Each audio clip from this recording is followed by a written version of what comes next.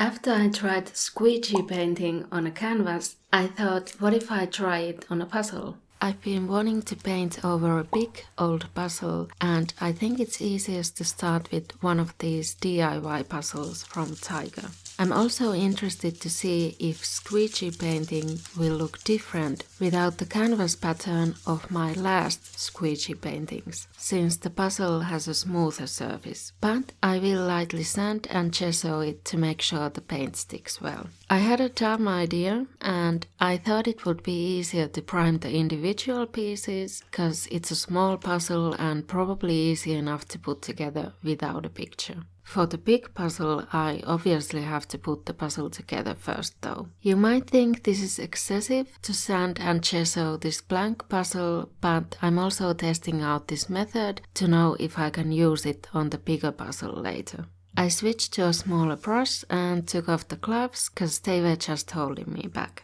By the way, I used to like these IKEA Mala brushes, but now that I've been using them for a few years, I'm definitely noticing that they're starting to break down. This one, for example, already popped off completely.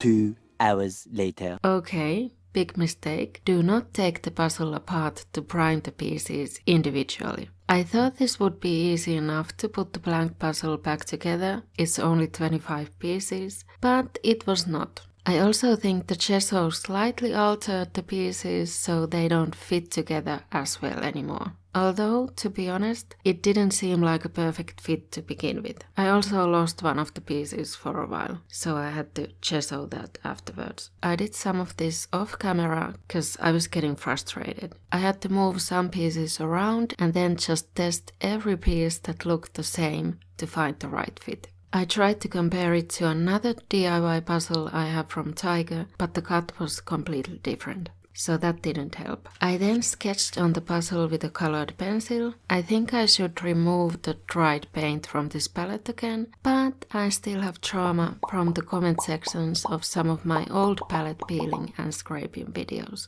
I think the figures the squeegee painting makes look kinda like video game characters, so this time I'll try to paint the background accordingly. I was inspired by the old Super Mario games. I tried to make it somewhat symmetric, but not too much. So I put the same elements on both sides, but with slightly different placements or shapes or colors. I can already tell that painting on a bigger puzzle with smaller pieces will be incredibly annoying. This was already annoying enough with the creaks between the pieces. I'm also wondering if the paint will make the pieces stick together when it dries. I'm gonna try to cut between them with a carpet knife to make sure the paint doesn't accidentally peel off when I take the pieces apart. I also figured you can make faces for the characters with strategic paint blob placement. So I'll try to use that. I'm not gonna do the hugging arms or hand holding for this one with a horizontal line of paint. It just doesn't fit this idea, while I do like it when I see paintings like that. With my first tries on canvas, the canvas texture and background color showed through the squeegee painting. I couldn't figure out if it was the types of acrylic paints I used, how much pressure I put on the squeegee, or how much paint I used. But we'll see how it turns out this time. The background painting turned out darker than I planned, so I need some lighter colors for the paint blobs.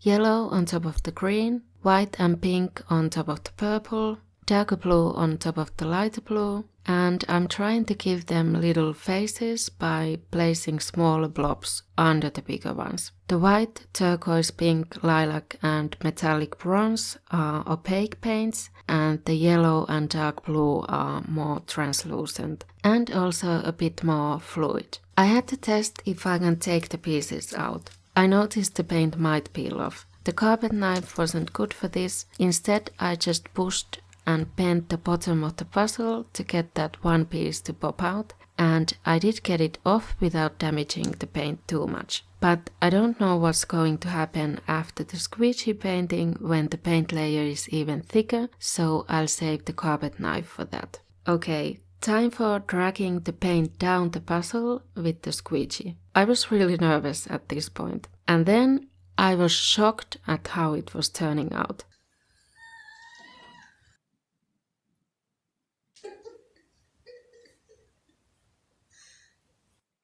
I wiped off the excess paint on a watercolor paper and I tried to track the paint for the second time in case I wasn't using enough pressure the first time, and it turned out even worse. The yellow paint came almost completely off. This is horrible, not at all what I expected. For one thing, I wanted it to be straight down and instead it's kind of curved, but that's not the real issue. The real problem is how patchy this turned out. So clearly this surface was not smooth enough. I was kind of in shock for a while, but then I thought I just need to salvage it somehow.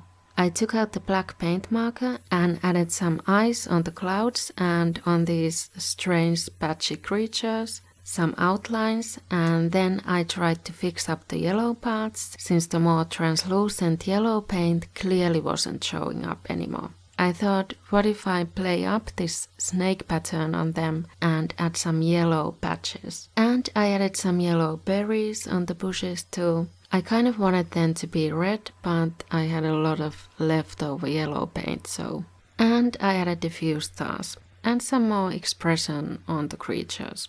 Now let's let it dry overnight and then see if I can get the pieces apart with the paint still intact. The next morning. As I thought, I had a hard time taking the puzzle pieces apart. I had to take out the carpet knife and cut the thick paint layers to avoid the paint from peeling off when I pulled the pieces apart. The paint did peel off a little bit in a few places, but for the most part it's not that bad. Let's see if I can still put the puzzle back together though. I started from the sides towards the middle. I tested if some of the pieces would fit better the other way, but it really didn't make much difference. The middle pieces, however, did not fit in the puzzle anymore, so I had to take out the cardboard backing to make them fit. Maybe if I sanded the edges of the pieces a little, it would help them fit better. So, thick paint on a puzzle will cause you trouble, and squeegee painting on a primed cardboard might not turn out so well. I feel like other possible problems may have been that the opaque paints were not runny enough for this, plus I let the paint blobs sit on the puzzle for a while for taking photos, and maybe they had dried up a bit before I actually used the squeegee. If you want to try squeegee painting on a canvas, check out how I did it in this video here. See you there.